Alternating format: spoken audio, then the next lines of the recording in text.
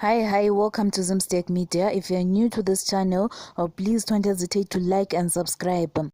The Zimbabwe Republic Police is investigating a money heist which occurred in Bulawayo at the Eco Bank, where 6 masked robbers stole at least 4 million United States dollars.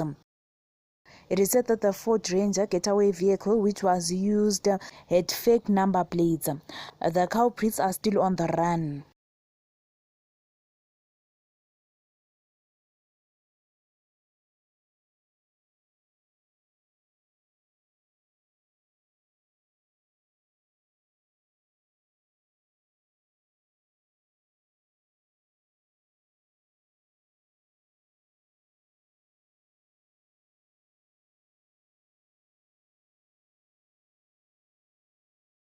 Thank you for staying tuned once again. If you're new to this channel, please don't hesitate to like and subscribe to get more news.